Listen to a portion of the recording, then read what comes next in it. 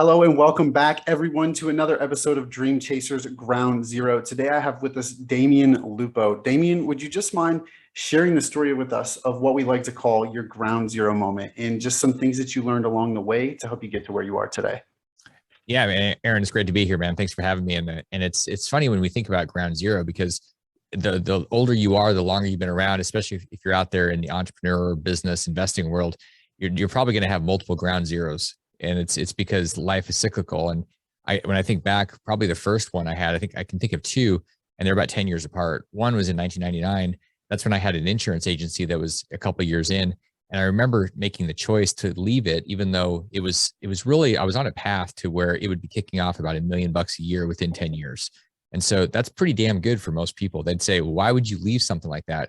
Because I was chasing a dream. At that point, I was just chasing a lot of money, and that was in the real estate space. So I sold the insurance agency for like 15 grand, which is not a big exit, obviously. That barely buys a used car. And I went after the real estate. That turned into a pretty big deal. At least the first go round, turned into a $20 million portfolio in 5 years. And then I lost all of that, went to negative 5 million. So in 2008, when I went to negative 5, that was the next ground zero. 2 years later, I remember thinking, okay, I just went through this huge run up and then crashed down, and I'm below ground. Like I'm 6 feet under. And even though I was breathing, I was on life support. And it was that point where I was homeless, and there's a lot of stuff that was going on. And that was probably the biggest pivot point where I said, what is next? Is it going to be where I learn how to not make the same mistakes just so I can make some more money again?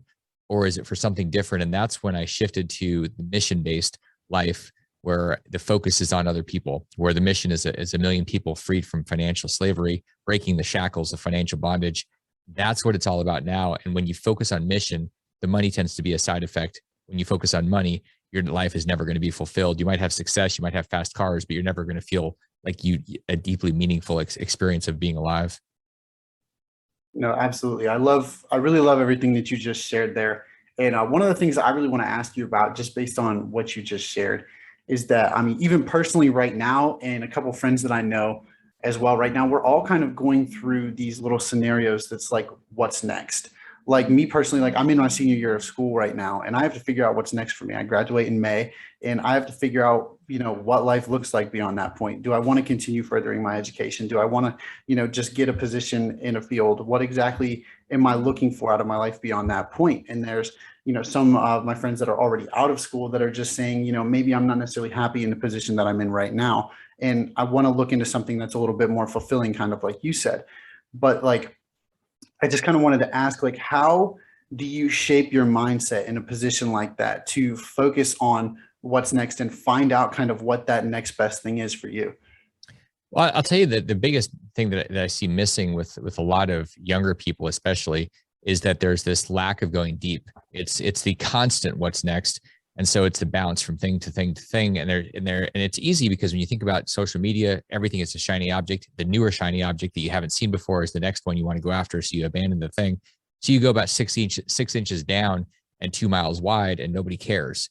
And people wonder why they're not really they're not finding fulfillment. They're not finding the riches. They're not finding whatever it is they think they're looking for. And it's because it requires work, which is like a freaking 4-letter word for most people. They spend 6 months or 12 months in something, and they go, oh, the next thing is up. And you know what? That's a surefire path to a completely frustrating life. So instead of figuring out what's next, what is now? What is now is the thing you go deep on. And from time to time, you'll evolve or switch. But it's really fascinating. The people that make the biggest dent in the world and make the biggest impact on other people's lives, which means they have the deepest fulfilling life, those are the ones that go deep. And that's a missing piece that most people they're not seeing it because they're chasing all the shiny objects. Yeah, no, absolutely. I definitely agree with what you said there. And I think a lot of people, that's out of like a sense of like fear, where people are afraid of, I'm trying to think of the right word for it. There's a FOMO. There's a fear of missing out on the thing Well, that's yeah, really yeah. exciting. And it's like, well, it's kind of, I mean, in my experience, and this is off base with business, but in terms of dating, it's so hard for people with all these apps that are out there where there's an unlimited pool of potential mates. And so you go, oh, I met somebody, but then they have a freckle, and you're like, oh, you know what, there's another one that's new, and they don't have freckles, they don't argue, they don't create problems, there's no drama because everything is perfect on the other side. And so you end up bouncing from person to person. And I did that for years. And it's because we're afraid to go deep. And usually going deep means working on ourselves. That's the hardest work anybody will ever do. It's also the best investment anybody will ever do, is the work they do on themselves. And instead, we tend to just bounce from one thing to the next. And it seems like, oh, it's easier to do that. It's a throwaway society. And that's a great example of when that happens. Yeah, no, absolutely. I really 100% am behind what you just said. And like you said, that the FOMO is definitely something that I see widespread now. And there's so many people that I know, and I even myself, I've seen doing it sometimes, bouncing from thing to thing, trying to find, like, supposedly trying to find that one thing, but you're also not going deep on what you're in right now. You're looking for something else as that kind of outlet into something new, so you don't have to work as hard for whatever it is that you're in right now. And that's where, like, I think it's really important, like what you said, is that, like, you can kind of always worry about that next big thing, but what's important is really what's right in front of you, the work that you have to do right now. And that's where I kind of want to ask kind of my next question, I guess, which is kind of like, if you are one of those people that kind of bounces from thing to thing, how do you kind of zero in that focus and decide, you know what, I'm already in the trenches, I'm just going to get this done, and this is going to be my thing? The easiest answer to that is you hire somebody that will slap it at you. And the reason that you hire somebody is because you tend to pay attention to people that you hire. If you hire a coach or a mentor, and you hire them in trusting them with giving you truth, and they're willing to tell you the truth, they'll often say stop, and they'll knock you back into place. But most people are such snowflakes anymore that they don't want to have anybody telling them the truth because it hurts, and it might hurt their feeling or their feelings if they have multiples. Everybody's, so afraid of having their feelings hurt that they won't go out there and look at the truth, and they sure as hell don't want to pay somebody for the truth. But that's how you do it when you're especially in the beginning. That's the one thing that I would tell myself to go back and pay attention to: the numbers and a mentor. Make sure I always had a bald or grayer person around me that had been in the world through cycles. Not because people that are 60 or 70 are super smart. They're super wise because they've been through stuff. They have emotional intelligence that we can't possibly have from a book or from our brilliant PhD or whatever is on Facebook. It's because we've been through things. And there's just something that gives us a very powerful innate intelligence. And that's where emotional intelligence comes from too. It's going through stuff. So that's what people need. And most people just simply won't do it because that's the medicine.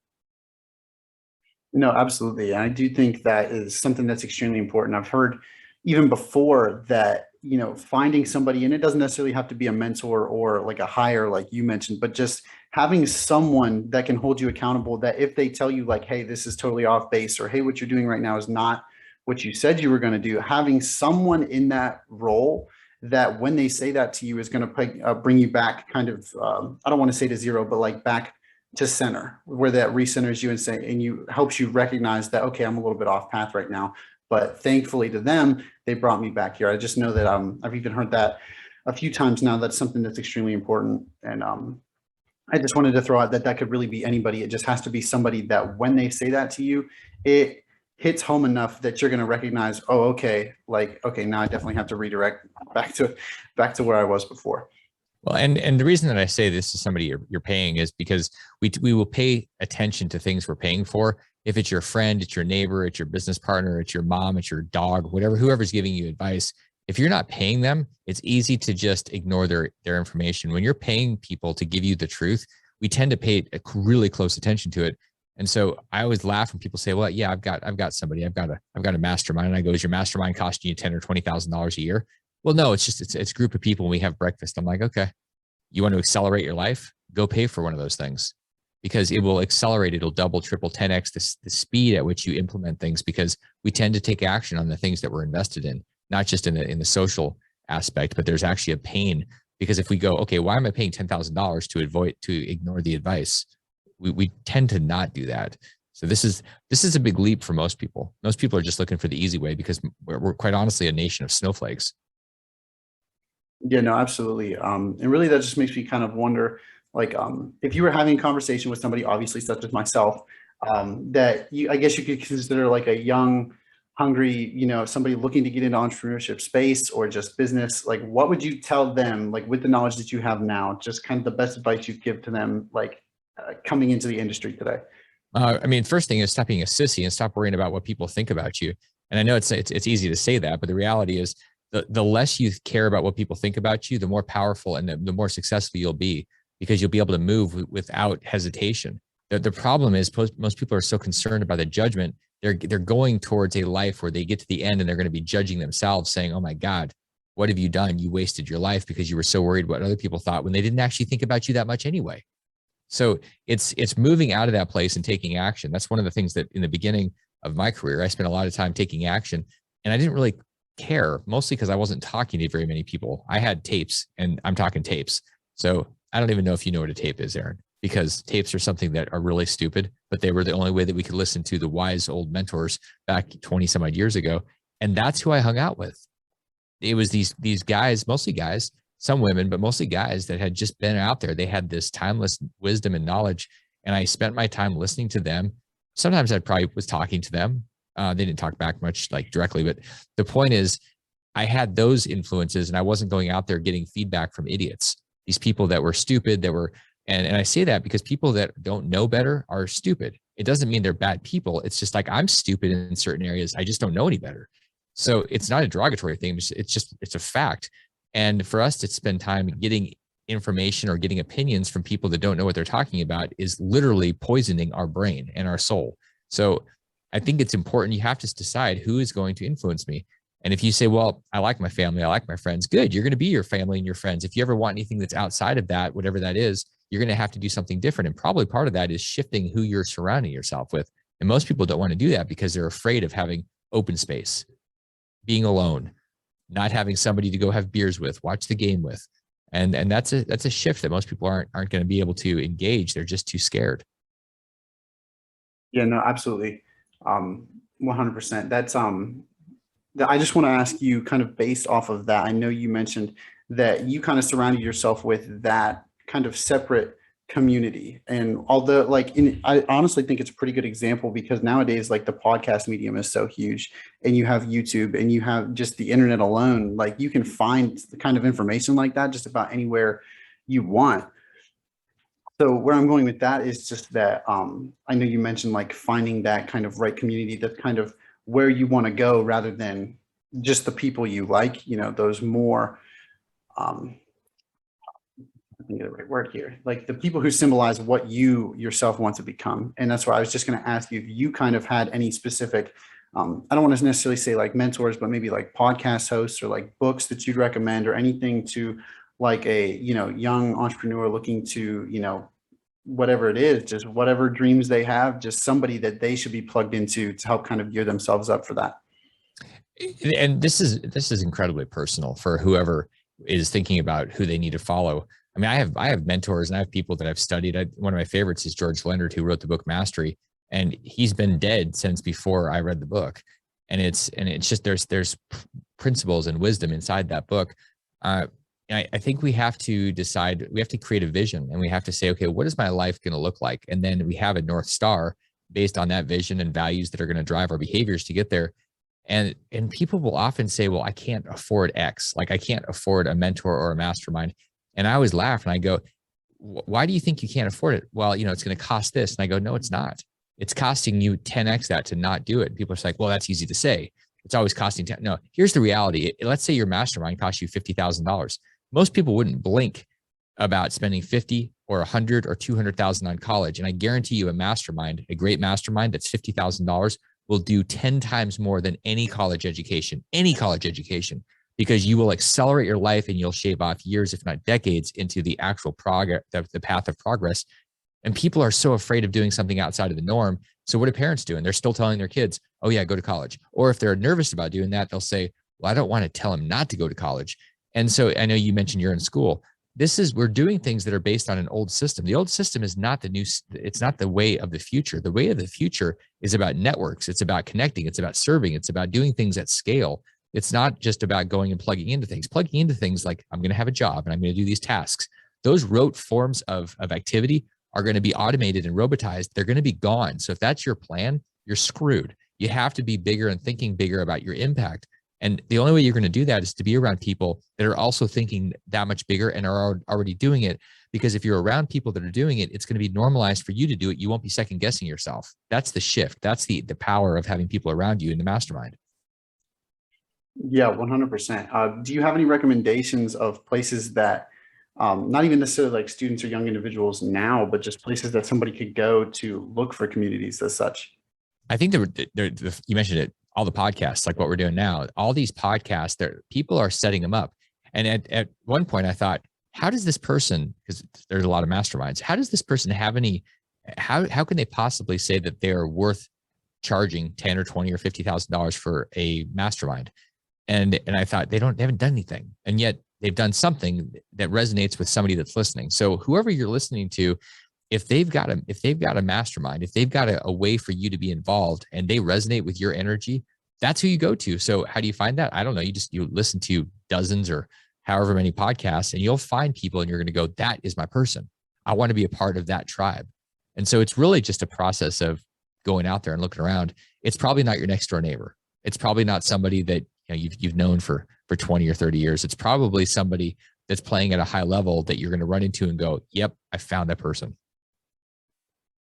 I think that's a great point. And I can personally say in my experience of just listening to podcasts and things that if you're listening to a show that has any half decent audience, odds are they have offers, or they have some sort of program things installed that represent some sort of a mastermind or something like that. Now, I'm not necessarily saying you should just go dive into whatever program that is, but I am saying that odds are if they're a more popular show, then they have some type of offer like that.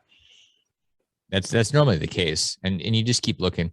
Like you can't just give up because you didn't find something in 5 minutes or 5 days. Sometimes these things can take months and years, but it's worth it. I guarantee it's worth it. Yeah, absolutely. So kind of going back to your story a little bit, I know you mentioned those couple kind of low moments, especially financially there, but I just wanted to ask, kind of going through those times, what did you, were there any kind of practices that you had, books that you read, anything that you kind of used aside from maybe a mentor like we've already spoke about that kind of helped you bring that focus back or potentially prepare for that shift? One of the most powerful practices is to get out of the normal situation. And I think that the most valuable thing is to get into a place that's connected to nature. So whatever that is, that could be the mountains, it could be the beach, it could be something, but getting into a place that's ultimately true. Like if you look at nature, it's true. There's no lying. Like there's no bug, there's no tree, there's no animal that's going to lie to you or to itself. It's all honest.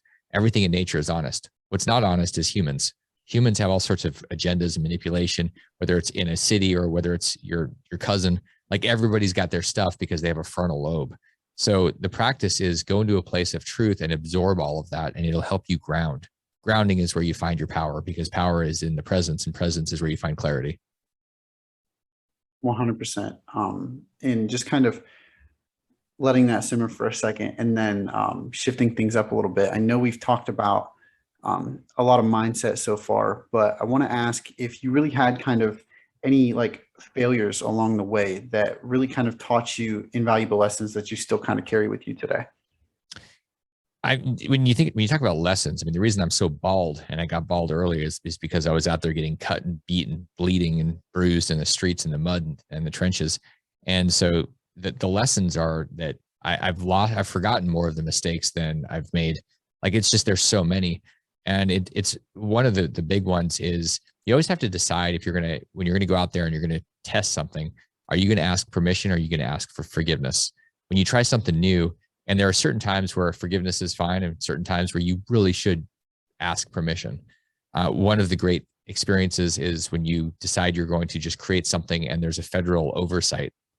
If there's, and almost everything anymore has federal regulations with it. Doesn't matter what you're doing, real estate or pharma or, coaching, like all these things. So you have to ask yourself, how could I get whacked here? And if you don't know, this is where masterminds come into play. People that are 30, 40, 50 years older than you, they're like, okay, let's look at this around the corner.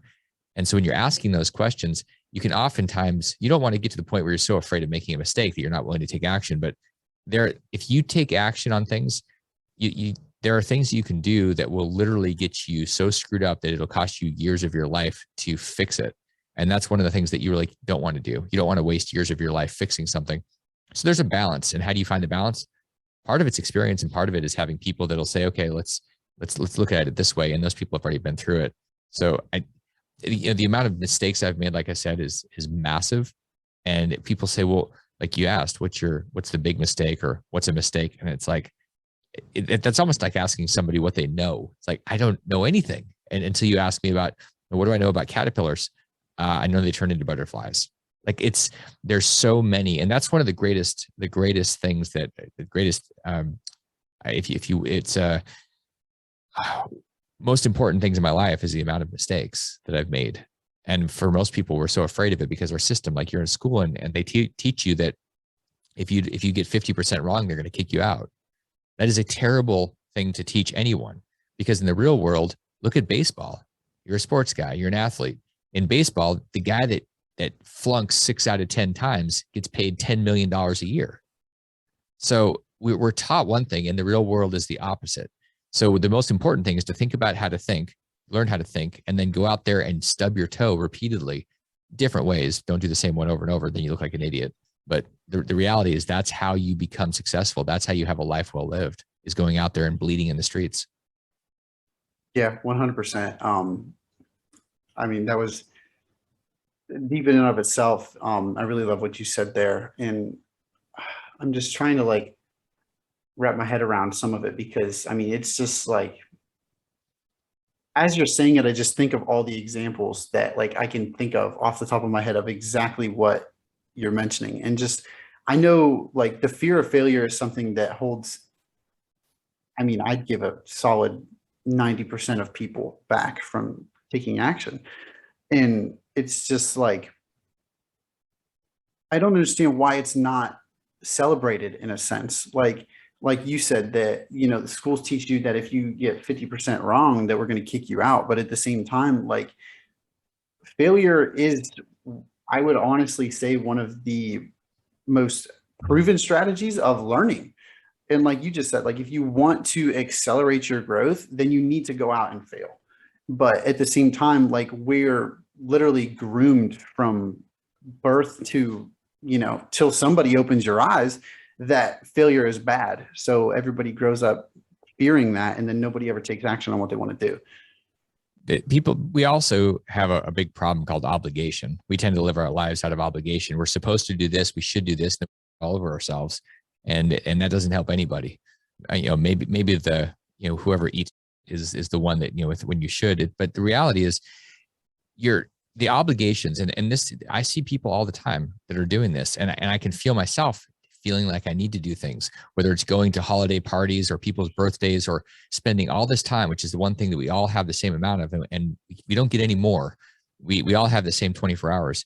And when we're constantly doing the things, it's like, I watch people and they say, well, I'm going to do this thing for my family. And I go, okay, you know what? And I get it. Your family is important, but don't bitch and whine and complain when your other stuff isn't happening, whether it's your health or it's your finance, it's your money, it's your business. When that's failing, understand that you can have anything you want. You can't have everything. And people want to have everything as if that's something that's been bestowed on us by the great Wizard of Oz, that we can actually have everything. That the reality is things are seasonal, and you have to be willing to pay a price. You can have anything you want. You pay the price for it.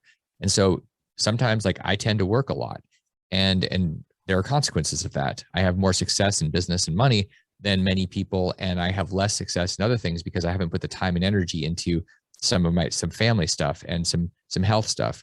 And people, we just have to understand that there's no magic formula, and things are going to be out of whack. And there's nobody that you can blame for your life except for you. Larry Winget said it best: your life is your own damn fault. So shut up, stop whining, and get a life. Those are his book titles, by the way. You should read them all. They're amazing.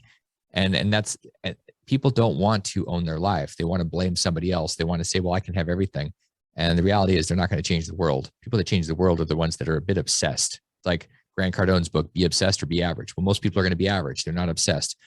Obsessed people change things and make an impact, and they have a life that's fulfilled, and it's a choice. Yeah, 100%.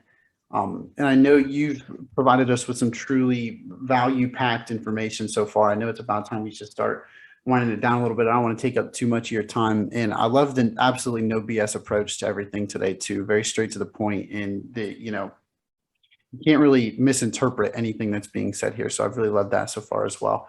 One of the questions that I always like to ask the guests when we're closing things out, and I know you've mentioned a few things already today, but the question I like to ask is, if you could go back and have a conversation with yourself in your quote unquote ground zero moment, what do you think you would tell yourself knowing what you know today? So one of the things that's important is we have to find the inner honey badger where there's this fearless, committed, decisive, resilient energy around everything that we're doing. And I would have said, be the honey badger every day. Wake up being the honey badger. Be fearless, be committed, be decisive, and then be resilient through all the stuff that's going to come at you. And just understand that a honey badger isn't a honey badger just because it gets stung by something, or it gets attacked. It just keeps going. And people have to decide who they are and then never waver. Like, whoever you are is who you are. Just because you get knocked down doesn't mean that you're now a snake because you're on the ground. It means you get up and you're still a human. I think we have to decide who we are, own it, and then move with that, with the fierceness around that conviction. Most people are just walking around wobbly like a bunch of jello people. And it's kind of embarrassing because there's no certainty, there's no conviction, there's no spine. And I'm embarrassed for people in general. When I see that, I just go, wow, you know what? Grow a pair. Where, whatever you're involved with, whatever your life is, just grow a pair. Take action. Stop worrying about what people think about you. Yeah, absolutely. And I personally know quite a few people that have been through what I like to think is a lot. And I tell them all the time that they're stronger than they think they are. But at the same time, like, those are also the same people that don't take any further action than what they feel is safe.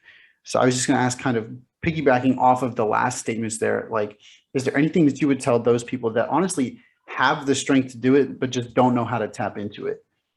This is where you leverage off of other people. People have done everything that you're going to do. There's basically, unless you're going to Mars, there's nobody out there that has there. I mean, there's always somebody that's done. And so it's about modeling. I remember learning about modeling when I was listening to Tony Robbins tapes 20 years ago. And just this idea of modeling, finding somebody and just doing it, saying, okay, well, they did it. When I went to the first seminar, this is back before Zoom, there were no webinars, an actual seminar. I went there and people were on stage. They had tapes and they said, here's what I did. And here's the process. It's in my tapes. And I said, great. So I bought the tapes and I listened to them. I did exactly what they said. One of the mistakes I see people doing is they say, okay, well, I'm going to do it my way. And I go, you don't even have a way. You haven't done anything yet. Why don't you try doing it my way, because my way works, and then modify it after you've had some success. When people say, oh, I'm going to do it my way, and I always laugh. And it's like when people raise money for their business, I go, it's going to take longer. It's going to cost more than you think. And they go, no, no, no. Then they run out of money 4 months later and they say, oh. And it's like we can all be told that money is not going to solve your life problems, but we all want to do it anyway. We all want to have the $1 million, and then we'll just see. Like, let's see if the stove is hot. And so I get it, where it's humans. We got to actually do the thing. We don't have enough time, enough life to do everything. We have to decide what we're going to leverage off of other people for, and really use that as a leverage point so that we can make our own mistakes and not the same dumb mistakes that everybody else is making. That is complete stupidity. 100%. I really love everything that you've said there, as well as everything else you've said so far today. As I said, completely value-packed episode today, lots of golden nuggets. And I know that, when this does finally air, that people are going to get a ton from it. So thank you so much again, Damion. I do really appreciate you coming on and just, as I said, bringing that completely no BS approach to cutting through everything, getting straight to the point, and really digging into why a lot of people aren't recognizing the success that they want in their life, whether now or wherever they are at that point. So I truly appreciate that as well. But I do believe we're going to close it down here. So do you kind of have any other thoughts, just based on everything that we've discussed today, that you kind of just want to add on to wrap things up? If you're interested and you want to listen to more of my thinking, my philosophy, my thoughts, FU is my podcast, Financial Underdogs. Check it out. Come over and listen to me rant and rave about all of the crazy, out of control central banks and governments, and how to actually create a life of wealth. And what you'll find is wealth is not the money. It's about your ability. And so this is about creating your ability and helping you find the truth. So check out Financial Underdogs, and I'd love to get people's feedback and have them join the community. Yeah, absolutely. We'll definitely put links to that in the show notes. And I feel like that's a very fitting name after everything we've discussed today as well. So definitely something that I'll even look into myself. So thank you for that. along with everything else today. But with that, everybody, once again, truly inspirational, but no BS episode today. So thanks again, Damion. If anybody wants to reach out and get in touch with you, how would you recommend that they do that? Check out the podcast. And if you want to reach me, just find me on LinkedIn. Okay, perfect. Thank you again for that and just your availability as well as everything today. With that, everybody, always remember, this is Dream Chasers Ground Zero, and there's nowhere to go from here but up. Thanks again, Damion. Thank you.